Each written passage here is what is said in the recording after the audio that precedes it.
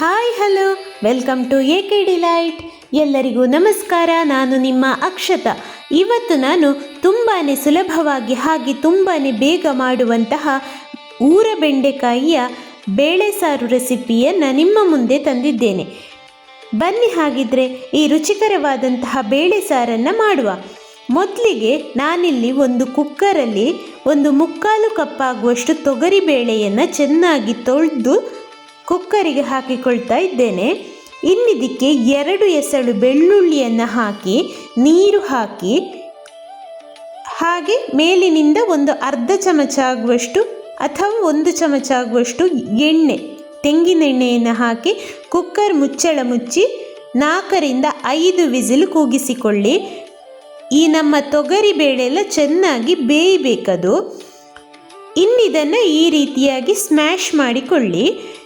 ತೊಗರಿಬೇಳೆಯನ್ನೆಲ್ಲ ಚೆನ್ನಾಗಿ ಸ್ಮ್ಯಾಶ್ ಮಾಡಿಕೊಂಡು ಒಂದು ಪಾತ್ರಕ್ಕೆ ಶಿಫ್ಟ್ ಮಾಡಿ ಇಟ್ಟುಕೊಳ್ಳಿ.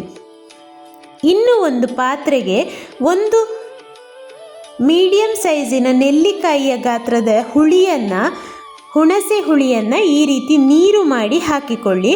ಹಾಗೆ ಒಂದು ಅರ್ಧ ಚಮಚ ಆಗುವಷ್ಟು ಉಪ್ಪು, ಹಾಗೆ ಒಂದು ಸಣ್ಣ ಗಾತ್ರದ ಬೆಲ್ಲ ಇಷ್ಟನ್ನು ಹಾಕಿ ಚೆನ್ನಾಗಿ ಕುದಿಸಿಕೊಳ್ಳಿ.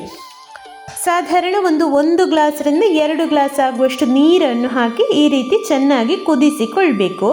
ನೀರು ಕುದಿದ ನಂತರ ಅದಕ್ಕೆ 1 ಹಸಿಮೆಣಸು, ಹಾಗೆ ನಾವು ಕಟ್ ಮಾಡಿಟ್ಟುಕೊಂಡಂತಹ ಊರ ಬೆಂಡೆಕಾಯಿ ಇಷ್ಟನ್ನು ಹಾಕಿ ಈ ರೀತಿ ಚೆನ್ನಾಗಿ ಕುದಿಸಿಕೊಳ್ಬೇಕು. ಬೆಂಡೆಕಾಯಿಯ ತುಂಡುಗಳೆಲ್ಲ ಚೆನ್ನಾಗಿ ಬೇಯಲಿ. ಈ ಬೆಂಡೆಕಾಯಿಯ ತುಂಡುಗಳನ್ನು ಬೇಯಿಸಿಕೊಳ್ಳುವಾಗ ನೀವು ಯಾವತ್ತೂ ಹುಳಿ ನೀರಿನಲ್ಲಿ ಬೇಯಿಸಿಕೊಳ್ಳಿ, ಆಗ ಅದು ಗೊಂಪಾಗೋದು ತಪ್ತದೆ. ನೋಡಿ, ಈಗ ನಮ್ಮ ಬೆಂಡೆಕಾಯಿಯ ತುಂಡುಗಳೆಲ್ಲ ಬೆಂದಿದೆ. ಇನ್ನಿದಕ್ಕೆ ನಾವು ಬೇಯಿಸಿ ಸ್ಮ್ಯಾಶ್ ಮಾಡಿಟ್ಟುಕೊಂಡಂತಹ ತೊಗರಿ ಬೇಳೆಯನ್ನು ಆ್ಯಡ್ ಮಾಡಿಕೊಳ್ಳುವ. ನೋಡಿ, ಈ ರೀತಿ ಚೆನ್ನಾಗಿ ಮಿಕ್ಸ್ ಮಾಡಿ ಇದು ಇನ್ನು ಒಂದು ಕುದಿ ಬರಲಿ.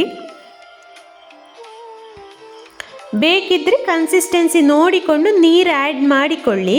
ನಾವು ತೊಗರಿಬೇಳೆ ಆ್ಯಡ್ ಮಾಡಿದ ಕಾರಣ ಅದು ಸ್ವಲ್ಪ ಗಟ್ಟಿ ಬರ್ತದೆ, ಆದ ಕಾರಣ ಸ್ವಲ್ಪ ನೀರನ್ನು ಆ್ಯಡ್ ಮಾಡಿಕೊಳ್ಬಹುದು. ಹಾಗೆ ನಿಮಗೆ ಖಾರ ಬೇಕು ಅಂತಿದ್ದರೆ 2 ಹಸಿಮೆಣಸು ಆ್ಯಡ್ ಮಾಡಿಕೊಳ್ಬಹುದು. ಇನ್ನು ಇದರ ಮೇಲಿಂದ ಒಂದು ಅರ್ಧ ಚಮಚ ಆಗುವಷ್ಟು ಅರಶಿನ ಹುಡಿಯನ್ನು ಹಾಕಿ ಈ ರೀತಿ ಚೆನ್ನಾಗಿ ಮಿಕ್ಸ್ ಮಾಡಿ. ಖಾರ ಉಪ್ಪು ಎಲ್ಲ ನಿಮ್ಮ ರುಚಿಗೆ ತಕ್ಕಂತೆ ನೀವು ಆ್ಯಡ್ ಮಾಡಿಕೊಳ್ಳಿ. ನೋಡಿ, ಇದೀಗ ಕುದಿ ಬರಲಿಕ್ಕೆ ಸ್ಟಾರ್ಟ್ ಆಯಿತು. ಇನ್ನಿದಕ್ಕೆ ಒಂದು ಬೆಳ್ಳುಳ್ಳಿಯಿಂದ ಒಂದು ಒಗ್ಗರಣೆ ಕೊಟ್ಟರೆ ನಮ್ಮ ರುಚಿಕರವಾದಂತಹ ಬೆಂಡೆಕಾಯಿಯ ಬೋಳು ಹುಳಿ ರೆಡಿ ಆಗ್ತದೆ. ಒಗ್ಗರಣೆಗೆ ಒಂದು ಒಗ್ಗರಣೆ ಸೌಟು ಇಟ್ಟು ಅದಕ್ಕೆ 1 ಚಮಚ ಆಗುವಷ್ಟು ಎಣ್ಣೆ, ಹಾಗೆ ಜಜ್ಜಿಕೊಂಡಂತಹ ಒಂದು 4ರಿಂದ 5 ಎಸಳು ಬೆಳ್ಳುಳ್ಳಿ, ಒಂದು ಅರ್ಧ ಚಮಚ ಆಗುವಷ್ಟು ಸಾಸಿವೆ ಇಷ್ಟು ಹಾಕಿ ಈ ರೀತಿ ಚೆನ್ನಾಗಿ ಕೈ ಆಡಿಸಿ. ಸಾಸಿವೆ ಎಲ್ಲ ಸಿಡಿಲಿಕ್ಕೆ ಸ್ಟಾರ್ಟ್ ಆದ ತಕ್ಷಣ ಒಗ್ಗರಣೆಯನ್ನು ನಮ್ಮ ಬೋಳು ಸಾರಿಗೆ ಹಾಕಿಕೊಂಡ್ರೆ ರುಚಿಕರವಾದಂತಹ ಬೆಂಡೆಕಾಯಿ ಬೋಳು ಸಾರು ರೆಡಿ ಆಗ್ತದೆ. ಬೆಂಡೆಕಾಯಿ ನೋಡಿದ ತಕ್ಷಣ ಈ ರೆಸಿಪಿಯನ್ನು ಖಂಡಿತ ಎಲ್ಲರೂ ಒಂದ್ಸಲ ಟ್ರೈ ಮಾಡಿ ನೋಡಿ. ತುಂಬಾ ರುಚಿಕರವಾಗಿರ್ತದೆ. ತುಂಬಾ ಸುಲಭವಾಗಿ ಮಾಡುವಂತಹ ಈ ರೆಸಿಪಿ ಖಂಡಿತ ಎಲ್ರಿಗೂ ಇಷ್ಟ ಆಗಿಯೇ ಆಗ್ತದೆ.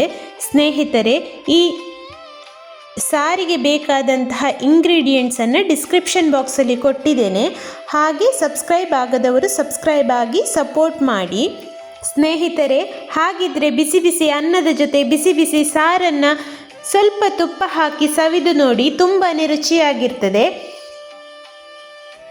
ಹಾಗಿದ್ರೆ ಈ ವಿಡಿಯೋ ನಿಮಗೆ ಇಷ್ಟ ಆಗಿದ್ದರೆ ಪ್ಲೀಸ್ ಒಂದು ಲೈಕ್ ಕೊಟ್ಟು ಶೇರ್ ಮಾಡಿ, ಸಬ್ಸ್ಕ್ರೈಬ್ ಮಾಡಿ, ಹಾಗೆ ಬೆಲ್ ಐಕಾನನ್ನು ಪ್ರೆಸ್ ಮಾಡಿ. ಮುಂದಿನ ವಿಡಿಯೋದೊಂದಿಗೆ ಸಿಗೋಣ. Thank you.